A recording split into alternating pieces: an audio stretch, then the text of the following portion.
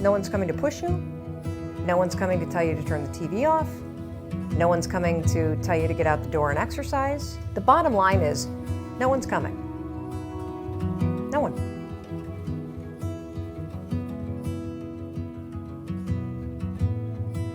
You may or may not have seen the TED Talk that I gave a few years ago. One of the things that surprised me the most about that talk is that we hear from people around the world that write about one segment in particular. And let me play that segment for you because it sets up the conversation for today.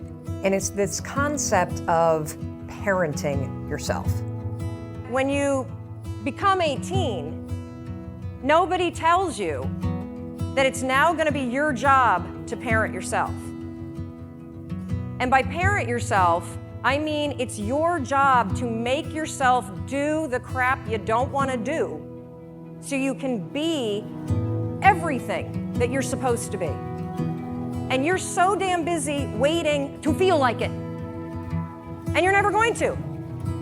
My son never feels like getting off his DS. That's my job. Get off the damn DS. Kendall, clean up the Barbies. If you're gonna have a nude party in my bathroom, at least clean it up.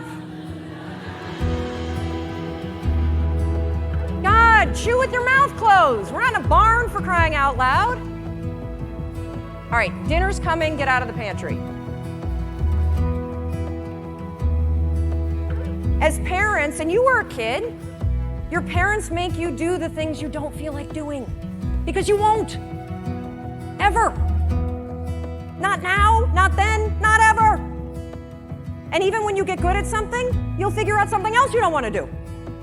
And then you'll plateau out and you'll get bored and you're like, I hate this job, it's boring. But will you look for a new? No, you'll just bitch about that one. It's very, very simple to get what you want, but it's not easy. Wow. You know, that talk was 6 years ago. I cannot believe how little my kids were back then. And I also hate watching it because that was the first time I'd ever given a speech. So my voice is like really screechy and I swear, which I typically don't do on stage ever. So woof. Anyway, this concept of parenting yourself is really, really important for you to wrap your brain around. And let me dig into it just a little bit. I write extensively in part 2 of the 5-second rule book about how we make decisions. And the fact that we make decisions not based on what we know we need to do, not based on our goals, but based on how we feel right now. It's your feelings that make the decision for you. It's one of the reasons why parents are so important for kids, because if we let it up to kids to do whatever they felt like doing, they'd never go to school, they'd never do their homework, they'd never use their manners, they'd never learn to eat correctly, they'd never do anything. They'd just sit around and watch TV all day. That's the job of a parent. What most of us don't realize, though, and this is what I was alluding to in the TED Talk, is that when you become 18, when you move out of the house, when you're an adult, you have to parent yourself. Here's the rub. You're never, ever, ever, ever going to feel like doing the things you need to do in order to have what you want. You're always going to need to push yourself. You're always going to need to parent yourself. So what is the net advice on this? What is the bottom line? The bottom line is no one's coming. No one.